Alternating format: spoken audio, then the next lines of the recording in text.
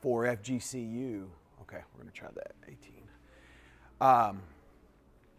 And they are real strict. I mean, you've got to, I work for Florida Gulf Coast University. I wrote this program, and now they've picked it up, and we now teach it. And so I wonder if,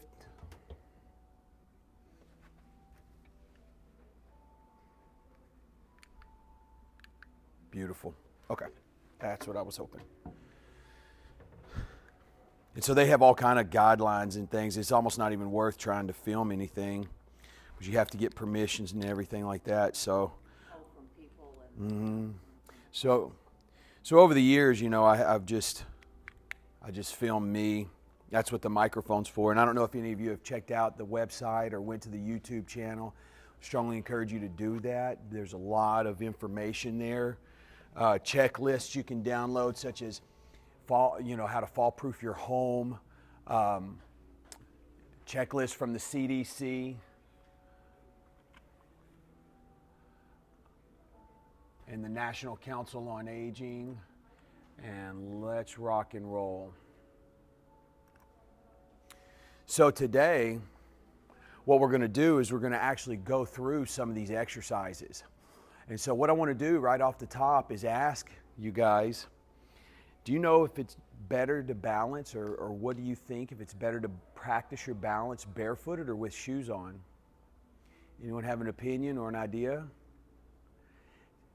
It's actually better to practice your balance with your shoes off, right? So over the years, as we age and as we get into working jobs and repetitive motions, think about if you're an electrician or you work in the trades versus working in an office in a professional setting. You're going to be walking a lot more if you're outside working some kind of construction versus maybe in a professional setting. What happens is our feet tend to form different types of issues, right? And sometimes when we grow, as we age, and we earn more money, we can afford these, $5,000 orthotics. And what happens is that's supposed to correct what's wrong with our feet. Well, think about all those years prior to that. There's dysfunction that is occurring. Our shoes now, with all the memory foam that is in them to help us decrease foot pain or whatever it is, masks a lot of that dysfunction, because that foam just forms around the dysfunction with your foot. Remove the shoe, put your foot flat on the ground, and now you're getting a true sense of where your feet should be placed and how they should land on the floor. Does that make sense? So actually, if you can, you want to practice with your shoes off. You certainly don't have to take your shoes off today. Another little nuance here about balance I want you to be aware of is, as we go through these exercises, you're going to find you're better balanced on one side than the other. Did any of you guys work on some of those exercises that I gave you last week? If you did you notice that? Did you pick up, like I really struggle on one side versus another? Well, that's very common, okay? And I've asked a lot of professionals, a lot of physicians, therapists, and so what I've determined is that it not necessarily has to do with your dominant side. If you're right-handed or left-handed, you could be better balanced on the opposite foot. But what I have learned in observation in many, many, many years of teaching balance, observing balance, researching balance, I want you to observe people today in casual conversation. You will very rarely see people stand with their weight split evenly 50-50. All right, now think about all the muscles that are working now to keep me stable. Most of the time when people talk, they lean to one side or another. Now let's say I have 70 to 80% of my body weight on my left leg here. This is where I'm leaning, on my left leg. That means that only 20 to 30% of my body weight is on my right foot. So if I were to give the other 20 to 30% to my left leg, it wouldn't be much of a stretch. But if I were to go the other way, that's a little bit different. Now think about weeks, months, years, decades that you stand that way. You're just comfortable. This is a comfortable position. But I want you to notice today, just in casual people watching, just see how people are standing in casual conversation, and you may pick that up, how they are, and even then, little little trick, a little icebreaker I like to use at social gatherings or something. People ask me, well, what do you do? And, we do fall prevention. And, okay, well, how long have you been doing it? And I said, well, I'll tell you what, I've been doing it long enough that I can tell you which foot you're better balanced on. And while we're talking, I'm watching where they're standing. And I said, if I do, you can give me $5. If not, I'll give you $5. And I've only been wrong once.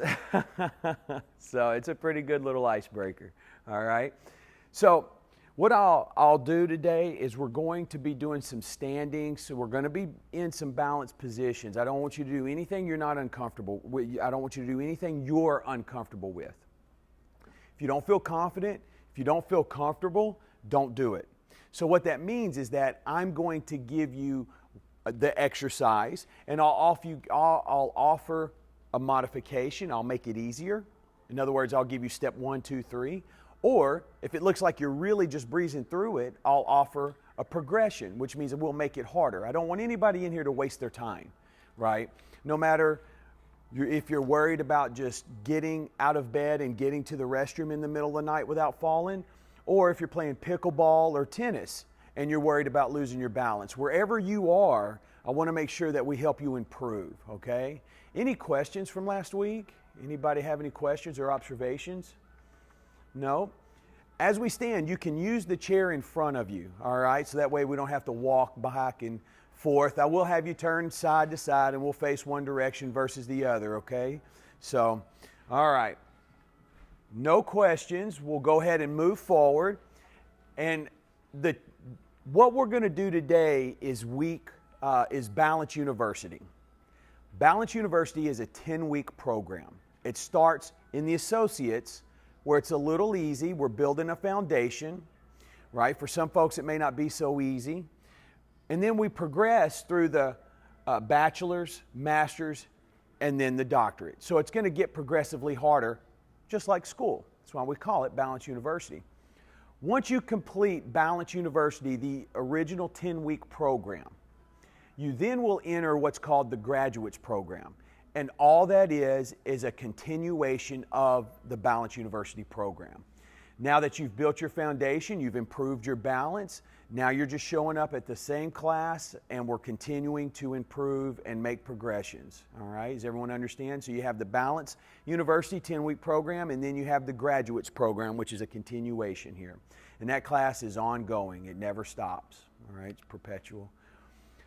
Now, in Balance University, in order for us to build your foundation, all right, never works on the screen. It always gets drowned out, the pointer. I want to know if you're getting better. The whole point of this is to get better, to prevent falls. Yes? Oh. Did we a request to turn the music off? Thank you. Sorry. No, that's okay. No worries. Listen, I've had to fight through. I've been doing this for a while. I've had to fight through. I've had people just flat out fall asleep during lectures years ago. That's why I had to change the lecture. I don't know if I told you guys Mozart. I don't know if you've heard of Mozart. We've all heard of Mozart, right? He used to put crescendos in his music. And the reason he developed these crescendos is because he noticed a lot of people were falling asleep during some of his concerts. And so different points of the movie, that's how it came about. During different points of the music of the concert, these crescendos would go up, thank you, and wake everyone up. And so I took a piece from Mozart and I changed my lectures. Of course, it's changed over the years, but I actually have people stand at different points during the lecture because I had a lady fall asleep. And I'm not talking about fall asleep. I'm talking about full on going to bed, snoring, the whole 9 yards. And I'm trying to keep my train of thought. And we're in a pretty big gated community, and there were several workers in there. There's a big crowd, and I'm thinking, oh man, this is embarrassing for me, And they go back there and wake her up, and okay, she's fine. And then about 10 minutes later, you hear it again, and then come on, And sometimes it's just medication, is what it is. And so she was not trying to be rude or anything, but I want to know if you're getting better, because if you're not, we need to make changes. And I need to know what specific reason you're not getting better. Could be your feet, could be your hips, could be the way you're lining up. So that's why we track. We went through a couple of the assessments last week with our feet hip width apart and then feet close together. We also will stand on one leg. Now this can be really hard for some folks, okay? And what you're going to do in each of these assessments, you're going to hold them for 15 seconds. The British Journal of Sports Medicine published a research article about 2 months ago, and what they found was that they took middle-aged people between 35 and 55.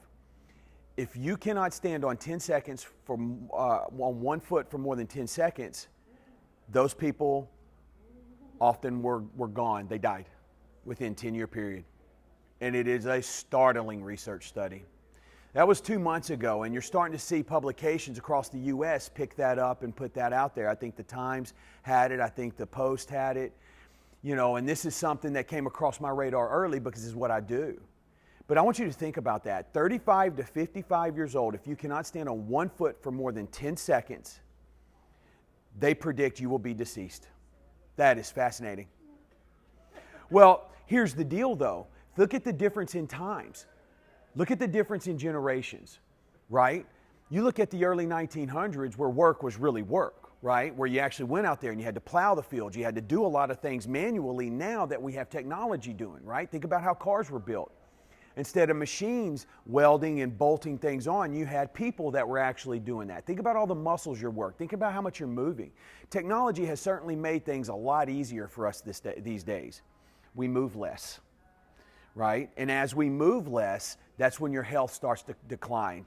I can draw, now I don't have any research to back this up, this is my own opinion, but I bet I can draw a correlation between the more sedentary you get and the decline in your health. It goes hand in hand. That's why falls are so dangerous, because when people fall, they tend to withdraw.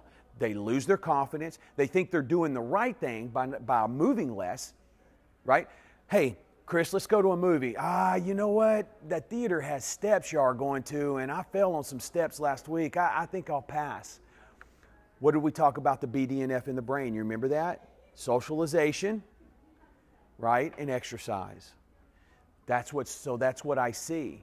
And then what happens is people stop going to social events, the brain shrinks, and you're actually creating a worse situation for yourself. So what we want to do is make sure that we stay moving.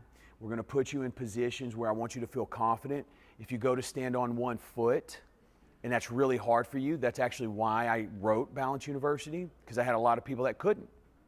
So we start in the split stance. The reason I'm putting you on one leg in the assessment is because we're prepping you. We're getting you ready for the big show, right? So what you would do is you would just stand and lift your heel up off the ground. You still have the safety and the comfort and the stability of that left foot on the ground, but you're still a little unstable, and that's the environment I'm looking for. I want you stable, but a little unstable. Watch my foot. I'm stable right here, but do you see my foot working, trying to keep me upright? All the signals coming from my foot, going to my brain's unpacking that data, sending signals back, telling me where I need to go. I'm stable, but you know what? I'm a little unstable. Now I'm stable. I'm a little bit unstable, right? We can create that same environment just like this. It's like saying people are strong. Well, strong's subjective, right?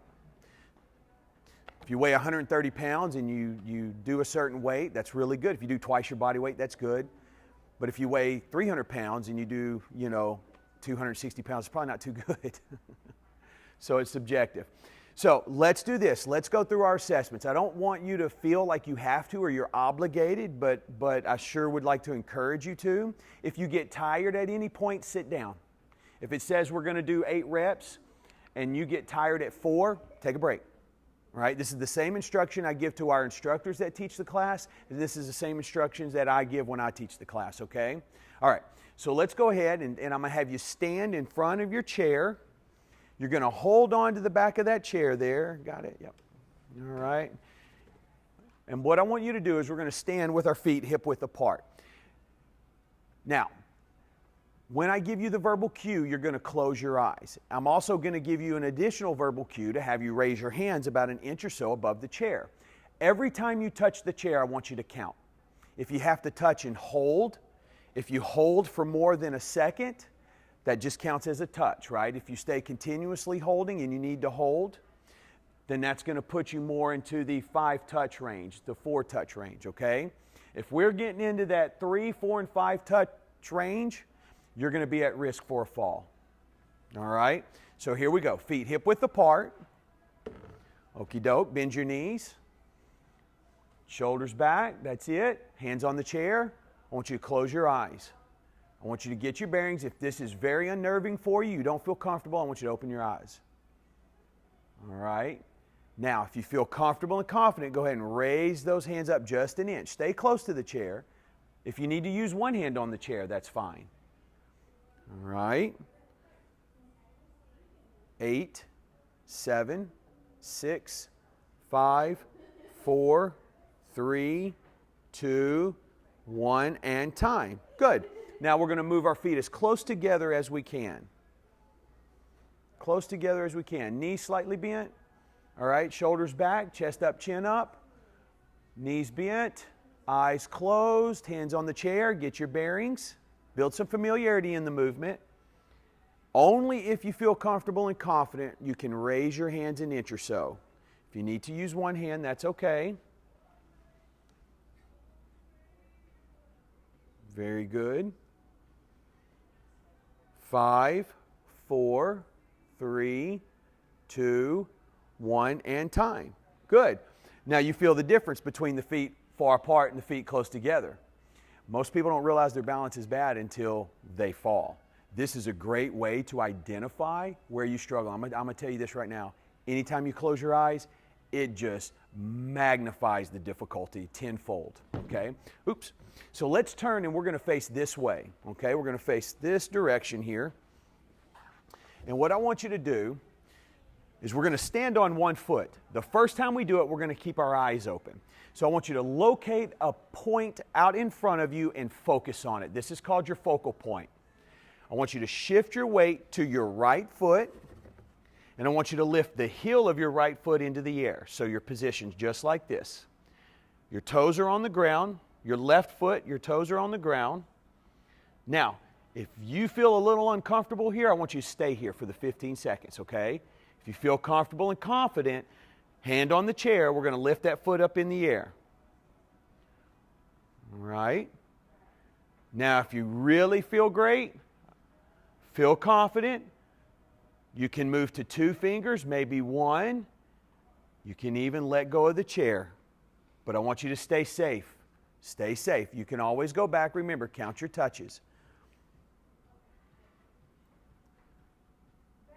5, 4, 3, 2, 1. And relax.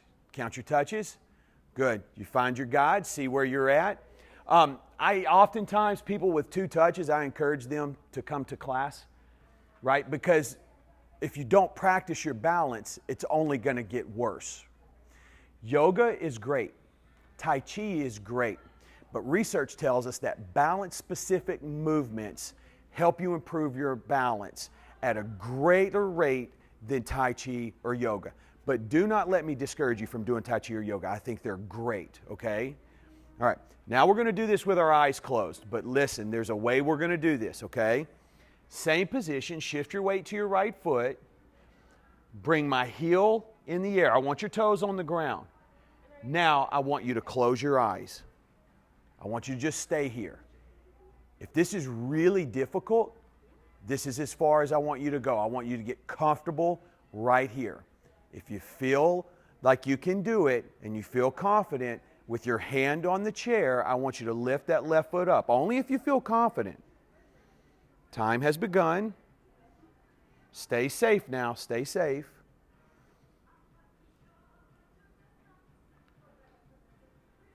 And 5, 4, 3, 2, and 1. Good, and relax. Good, good. Well done. How was that?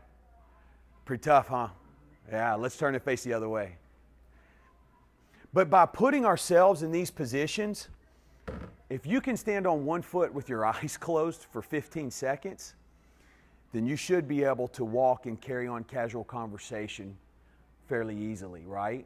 So that's why putting ourselves in a more difficult position, what we call a proprioceptively enriched environment, is so that our brain can get comfortable in the max unstable spot so that we are able to control the stable places. Does that make sense? Okay. Facing this way, first time, eyes are open. Our first try, our eyes are open, so we're going to shift our weight to our left foot, bend that knee. We're going to put our toes of our right foot on the ground. All right, and we've built some familiarity here. We're comfortable. We're going to lift that right foot up into the air. Find your focal point now. Find that focal point. Time has begun. If you really feel comfortable and confident, you can raise that hand off the chair about an inch or so. 3, 2, 1, and time. Good. Now we're going to close our eyes. Same verbal cues. Shift your weight to your left foot. Right heel in the air. Eyes closed. Hand on the chair.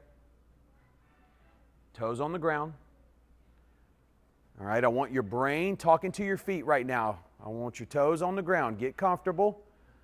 All right, now if you feel ready, if you're not swaying like a tree in the wind, go ahead and lift those toes into the air, but I want you to stay safe, okay?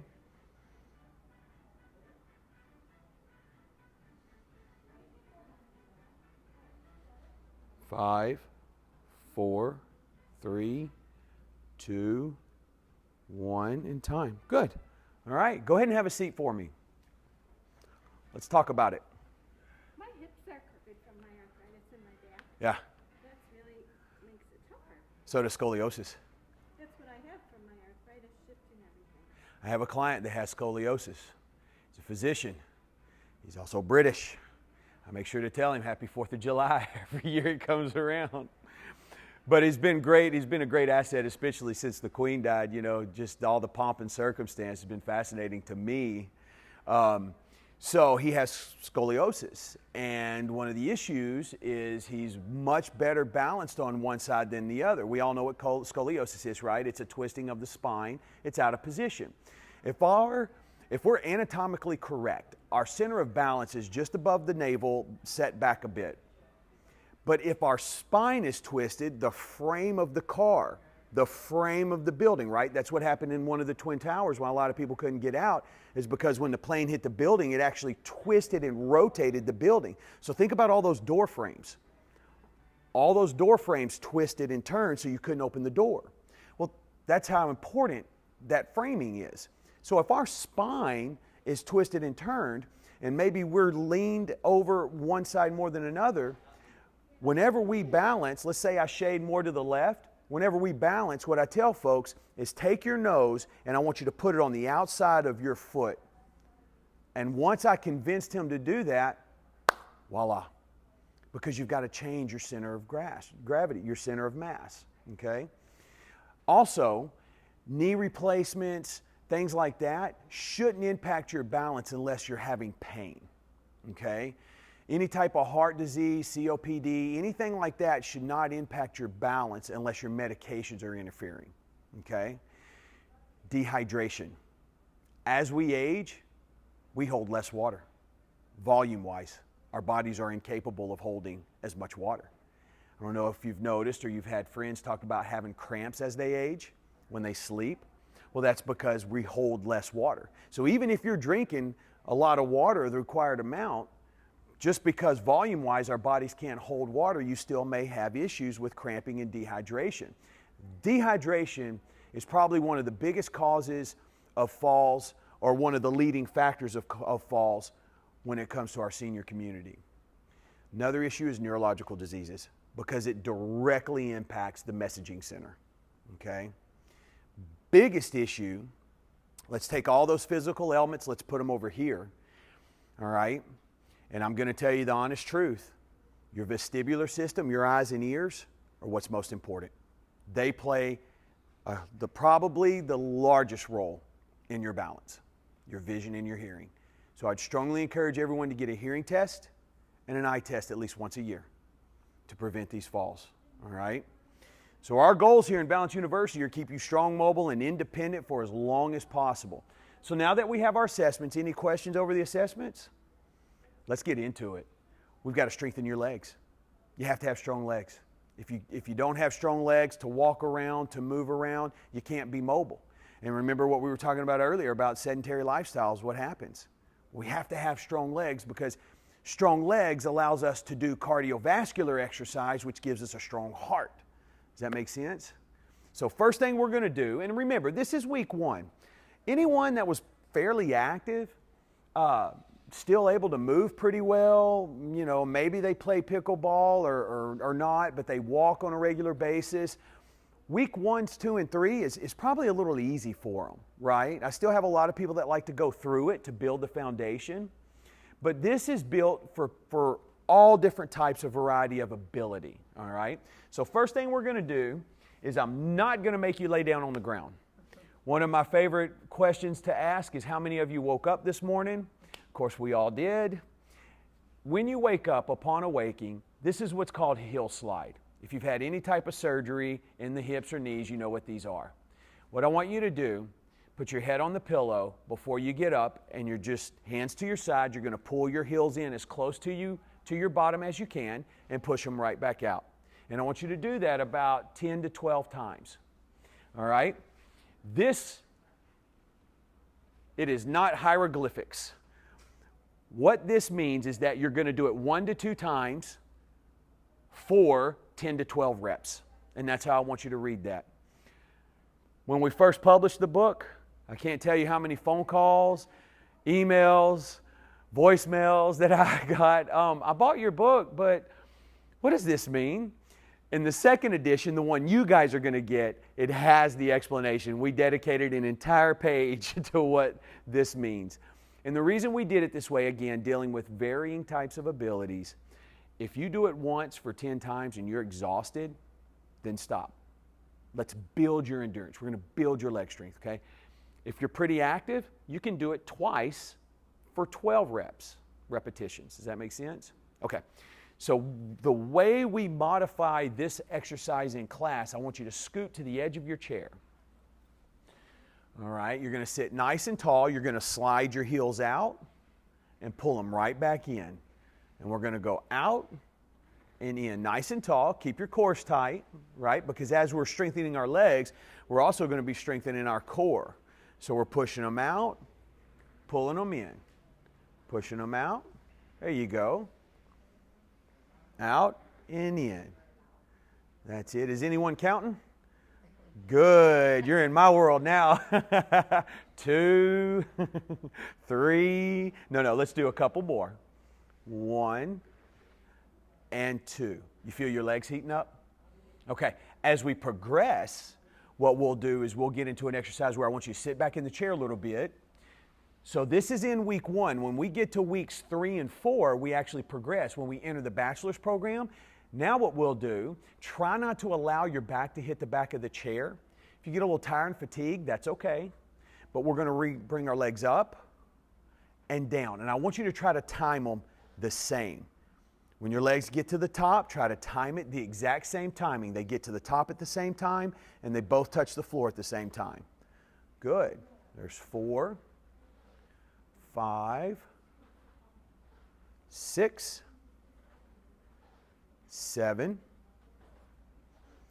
8, 9, last one, 10. Relax. Feel your legs burning? Feel them working a little bit? That's how we start, and we build that leg strength. I don't want you to leave class and be sore for like 3 or 4 days. That's counterproductive. If you're sore the next day, perfect. 2 days, okay. We get into that 3-day range, that's too much, all right? But you do need to kind of make your muscles a little bit sore, because what that does is that tells us we provided enough stimulus to invoke a change, all right? If you don't provide enough stimulus, the body's not going to have any reason to change. So we want to provide enough of a load and enough of a stimulus to force those muscles to go, hey, we need more muscle. That was really hard. And the body hates stress, be it physical or mental. And what it'll do is it'll say, hey, we need more of that muscle stuff. And it'll build more muscle. So that way the next time you encounter those exercises or that load, you're a little more efficient at it.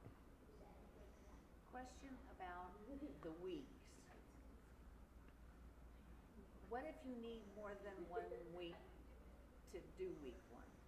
Does my question make sense? In other words, I'm not ready to go to, I measured and wrote down everything, and I'm about halfway into week 1, but I'm not getting everything done, or whatever week along. Can you take 2 weeks? Or how does that work? It would, short answer, no, and I'm going to tell you why. Is because in week 2, so that's the exercise in week 1. In week 2, the exercises do not change enough to have this great big change that provides an additional challenge.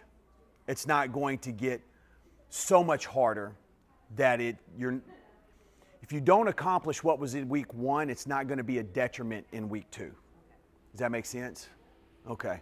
Good question. That's actually the first time I've ever gotten that question. I've been thinking about that ever since you had like what if you can't finish it in 10 weeks? No, that's a great question. I took your chair, didn't I? I'm sorry. That's a great question. And it makes a lot of sense. And in the world that I live in, sometimes it's overlooked, but there's not going to be anything here that you're going to miss or you're going to need to take with you that 1 week will suffice. And you'll see that as we go on. So like in week 2, this is the strength pillar, by the way, and I need to explain that. Your balance is built on 4 pillars. You have the vestibular system, you remember I told you was super important. Then you have the physical side of it, your body. In order to improve your balance and to maximize the reduction in falls, you have to strengthen your body. Strength, posture, flexibility, and balance. That's how you're going to improve your balance. Each pillar we do 2 exercises. So this is our strength pillar. And typically what I do is I would do this exercise and then we did the leg extensions. Then I'd go back and do this once more and then we would do that once more, right? Because we're doing 2 sets. You see the 2s there? We did 2 sets. And now that's our strength pillar. We will advance to our strength posture pillar because it's important that our posture is correct because that will impact the balance center of mass. If we have poor posture, that changes where that balance center of mass is, okay? Back to your question, week 2 exercises. So we're not going to go too fast. And if we do, right, then you just let us know because if we get too far ahead, the beautiful part about this program is we have modifications. For example, when we did the one-legged balance with the eyes closed, the modification was keeping your foot on the ground. Make it a little easier. Does that make sense? There'll always be modifications.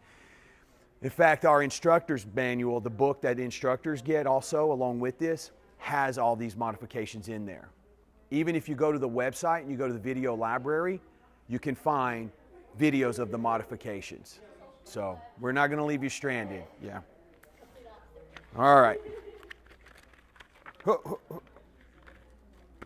Now, 2.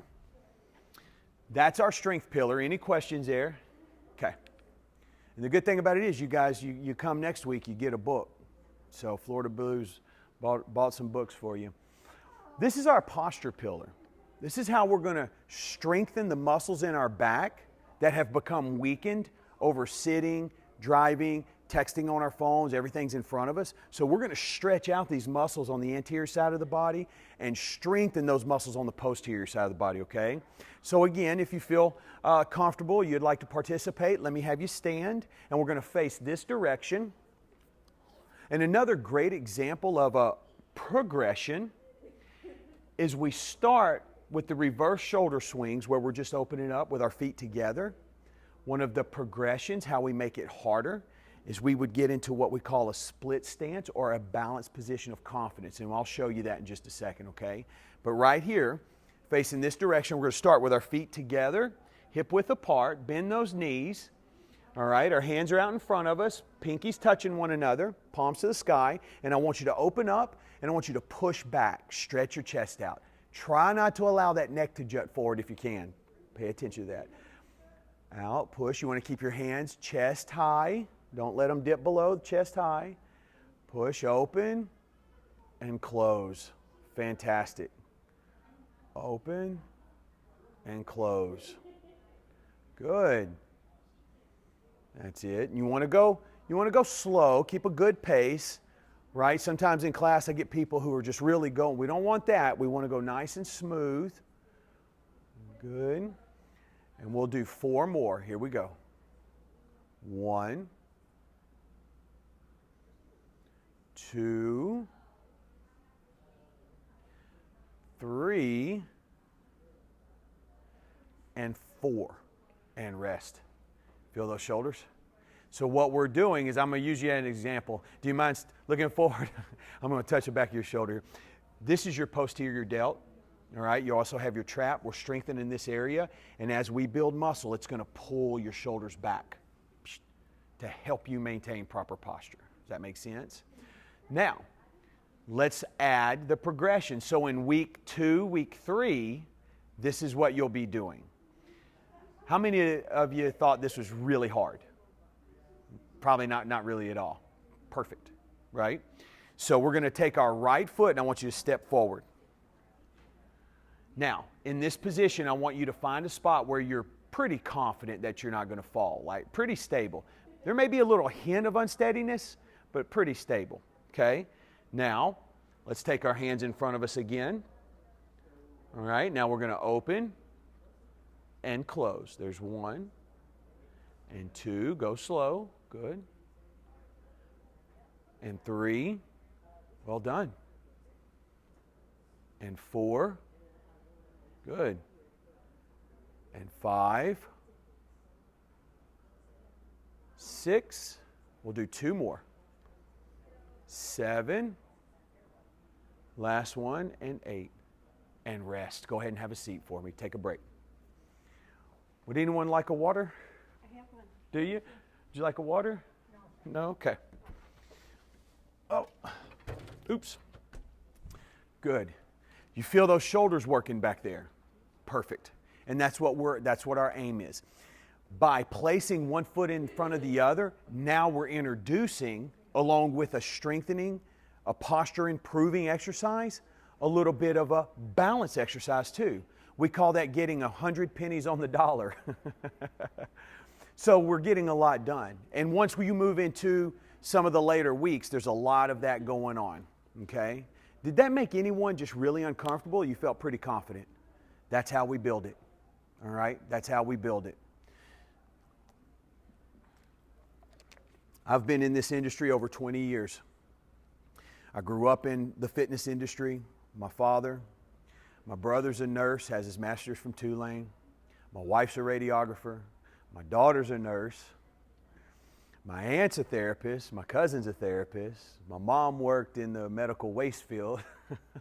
So I've just been immersed. And then I was an athlete, and I've been doing this my whole life. So it'll take all that knowledge with Dr. Kahn and a lot of these physical therapists, and this is what we put together.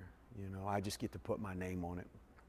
So, second exercise we're going to show you that will help us improve our posture is the chair reach and raise. All right, we're going to be able to scoot to the edge of our chairs there.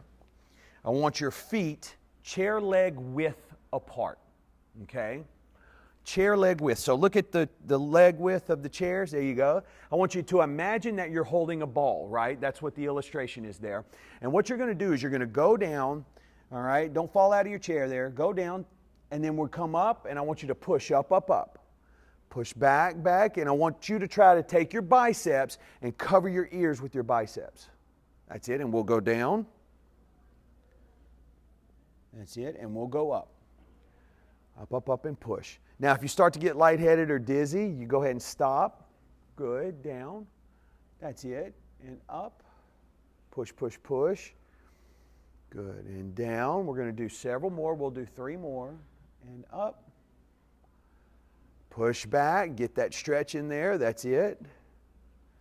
And 2. And up, up, up, good. Last one. 3. And up.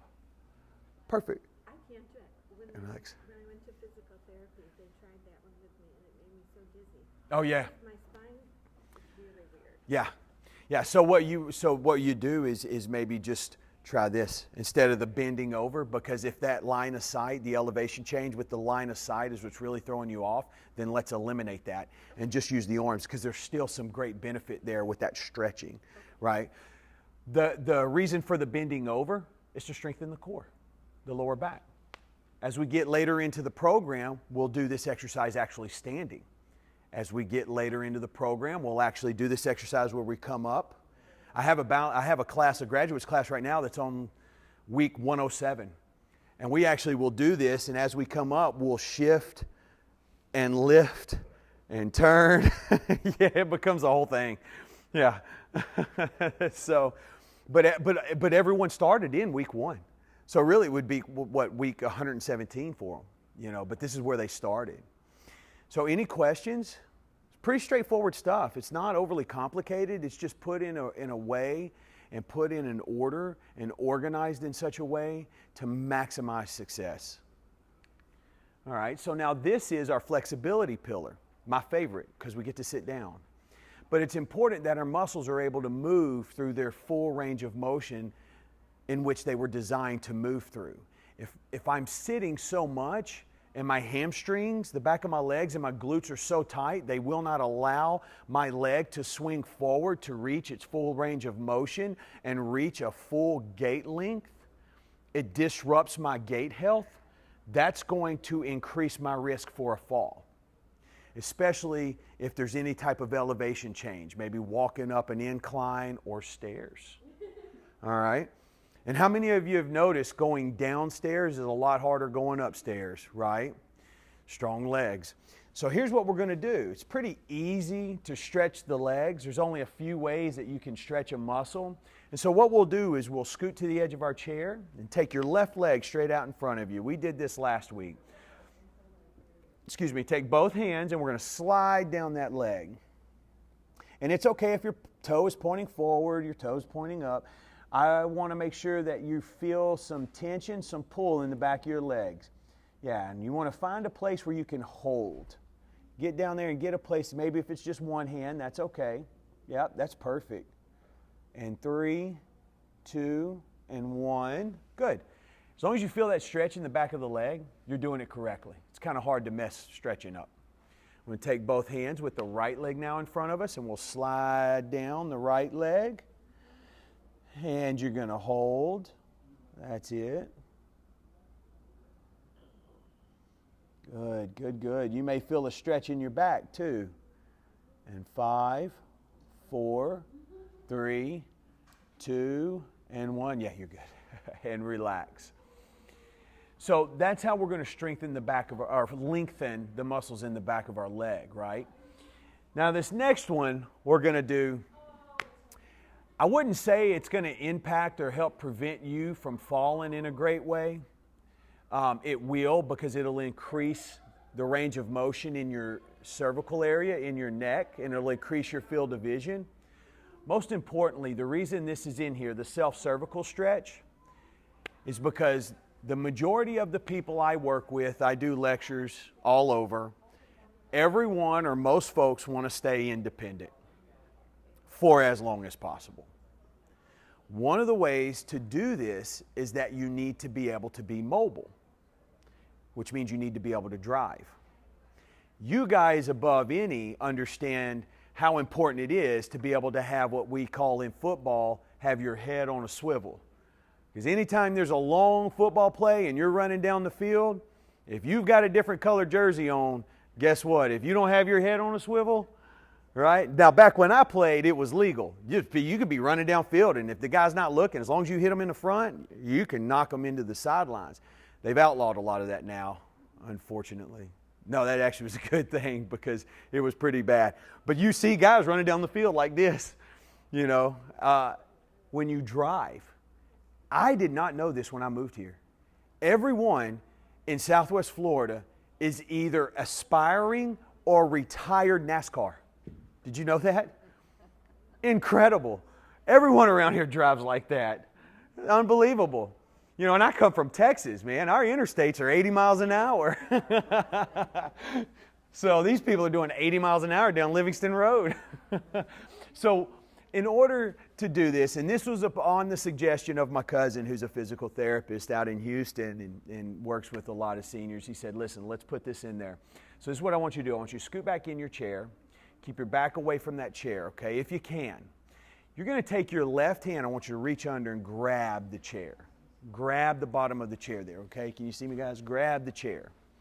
You're going to take your right hand and cross across your stomach. Now imagine that left hand that's holding is the anchor, right? You threw off the bow of the boat. Now you know, whichever the wind's blowing or the tide's carrying you, that boat is going to float away from that anchor, but that anchor is going to hold it steady. What I want you to do is I want you to flow away from the anchor. I want you to lean to the right. So if your left hand's holding, you're going to lean to the right. So I'm going to lean this way, and I'm going to look up. I'm going to look down. I'm going to find the place I feel the stretch the most. Right now I'm going to feel it in my neck. I may feel it in my shoulder. I may feel it in my arm. Won't you find that place you feel the stretch the most and just hold steady. All right. And 5, 4, 3, 2, and 1. And relax. Feel that? Let's go the other way. We'll take our right hand under our chair. Left hand across our stomach, and now let's lean and look to the left. We're going to look up. We're going to look down. We're going to find the place we feel that stretch the most, and I want you to just hold steady. Now, I don't want you to kill it. And 5, 4, 3, 2, and 1, and relax. You feel that? Feel that in your neck, and you may feel it all the way up to your ear, may feel it in the shoulder, may feel it in the arm. As long as you feel a stretch somewhere, you're doing it correctly. And the reason some of us may feel it in different places is that the muscle and that chain, whatever muscle is tightest in that chain is where you're going to feel it. So if you feel it in your shoulder and not your neck, that's not wrong. Just means that shoulder is just tight. Okay, does that make sense? Okay. Any questions? That's thanks to Isabel. She always keeps extras. Now we'll move into the balance pillar. Okay? Just like we talked about in our last lecture. Imagine going through a full class of that exercise. We're in a group setting, so we've socialized. Right? We've spoken to each other, we're talking, we're in a group. Not only that, but that exercise now has really brought forth that BDNF. It's present. BDNF is a neurotropin, right? Think of it as construction workers. Remember how we talked about the brain being malleable? Our brain's warmed, it's heated up, it's just like wet clay. Now it's ready to become malleable. And now, like we talked about in 2007, the German researchers discovering that people who exercised had better word recall than those who had not. This is where we make our imprint. So now what we do is we move into the language, the balanced language, and learn this part. Okay, does anybody have any questions over that? You guys understand this, how we're going about it? Okay, so let me have you stand. All right, we're all going to face this direction. Okay, get close to your chair. And this is about as basic as it's going to get. This is the foundation, okay? So close to your chair, hand on the chair. I want you to step forward with the right foot, okay? Step forward with the right foot. I want you to find a focal point in front of you. Now, I want you to be about 90% positive that you're not going to fall. So create an environment where you're a little unsteady, but really more so very confident. All right, you find that position. I want you to let go of the chair, find your focal point, and I just want you to build some familiarity here. Just get comfortable standing here. That's all you're going to do. All right? You're learning. This is a new word. This position is very similar to a new word. All right? In 5, 4, 3, 2, and 1. Now we'll turn. We'll face the other way. We'll step forward with our left foot. Now remember, we may be better on one side than another, so if this position looks different than when you had your right foot forward, that's normal. So you've got your left foot forward there. Find your focal point. All right, ready, and we'll stand. Good. Hold in that position. Just learning our new word, our new position. And 5, 4, 3, 2, and 1. Very good. All right, now go ahead and stay facing that direction. Now, what we're going to do with our left foot forward, this is now called your balanced position of confidence. So anytime you hear me say, I need you in your balanced position of confidence, left or right foot forward, you know what position you need to be in, okay? Left foot forward. Now, what I want you to do, and you can have your hand on the chair for the first few rounds if you need to, I want you to shift where we have 50-50 here of our body weight. I want you to shift 70 to 80% of your body weight forward. And now shift it backwards. Don't let your shoulders go back, just your rear end. And forward. Keep that nose forward. And backwards. That's it. And forward.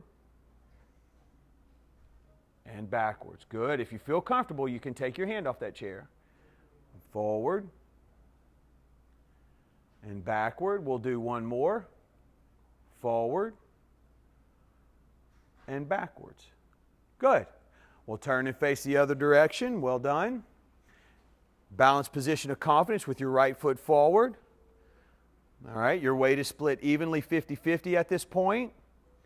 All right, now let's shift our weight forward. And now backwards. Remember, keep your head forward, keep your nose forward. Don't put your shoulders back. Shift to the front. And shift to the back. And to the front. And to the back. Good, good, good. And to the front. Your heel can come off. If you're shifting to the front, that back heel can come off the ground. That's okay. And to the back. One more time. To the front. And to the back. At ease. Or rest. Now, a progression to make that harder, one variable to add would be to have you close your eyes. How about that? And that's what we will do in the upcoming weeks here. All right? Any questions? In the balance pillar, we actually have 4 exercises. So facing the same way, I want the balanced position of confidence with the right foot forward. Now this is where you may really feel that unsteadiness. So we're actually going to be lifting our hands above our head, touching our thumbs. If you feel super unsteady, you can use one hand as you have the right hand placed on the chair, okay? So I want you to come up, touch your thumbs together if you can. You're going to come right back down. Bend your knees. Your weight should be split evenly on your feet, 50-50. Touch and down. Good. And touch and you're down. That's it. Good. And 3, and 2, and 1. Perfect. And rest. Got it? Now here comes the fun part. And this may be kind of what you were referencing. If you are still unsteady and all that, everybody feel pretty comfortable with what we've done? That's the point. It's just to introduce these different words, these positions to your body, to your brain. How is everything communicating together? Now we get to have a little fun. All right? Let's turn and face this way. And what we're going to do is we're just going to lift our leg up till it's parallel to the ground, and we're going to come right back down, put it back on the ground. All right? You ready? We'll shift. Find your focal point, lift, and down. We're going to shift, lift, try to hold it, 1001, and down. Perfect. and shift and lift. 1,001 and down. And shift and lift. Good. And down. Let's do 3 more. And shift and lift. Good. Shift and lift. Good. Last one. Shift and lift and rest. Have a seat. Great job. Any questions? So now that we've kind of got an idea of how the system works, next week when you come back, we're going to whip right through a whole class, and we'll do progressions, modifications. I'll show you what a graduate's program looks like, you know, after you've completed it. But we're not going to make it so hard that you can't do it. We'll just give you an idea of the variety of exercises, right? We're going to build your repertoire, basically, is what we're going to do, right? Make it a little bit harder. I think today was a little easy, you know, and that's the point. Next week will be a little harder, all right? And we'll give you something really to think about. Any questions? We should practice these all week? All week, correct. Yes, sir. And I know this is, you know, there's 10,080 minutes in a week. You really only need 1% of your time. That comes out to be about 30 minutes, 4 days a week. I will be completely transparent with you. If you give 2 to 3 days, that will make a big impact. But it has to be serious, you know, if you're going to do it that way. In class, I typically give my students, and this is instructor preference, I write down what we're going to do in class that day. Whatever class I'm teaching, every class I do, I write down the workout, and I email it to the class, you know, afterwards. Because I don't want to email it before, because a lot of times I've ran into people trying to do it, and one lady said to me, and I almost fell, and I'm thinking, did you almost fall or did you fall? So I teach you how to do it, then I'll send you the workout, and I have highlighted exercises in those workouts. I always highlight an exercise from the strength pillar and one from the balance pillar. And I tell folks, look, I understand you're busy, but if nothing else, do the highlighted exercises. For us, highlighted exercises would be the leg extensions. When you're pushing your legs out in front of you, right? Your legs out in front of you. So when you're watching TV, if you'll do that 3-4 times a day for 10, 12 reps, right? Another highlighted exercise for us would be the overhead thumb touch. Make sure you're by something immobile, nothing on casters, nothing that's going to move, and make sure your feet are in a position where you're about 90% confident. Next week, your exercises will be totally different. Next week, we'll have something where you're tracing a D on the ground, right?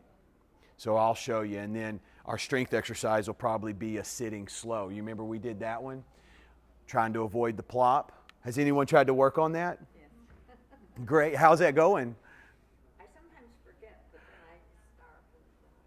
Well, if every time you sit down, if you can remember, you know, that's not an extra one you have to do, because we stand and sit numerous times in a day. So when you sit, you just got to think, you know, 3, 2, 1. It's almost like you want to place your bottom on the chair, not allow the chair to stop your bottom.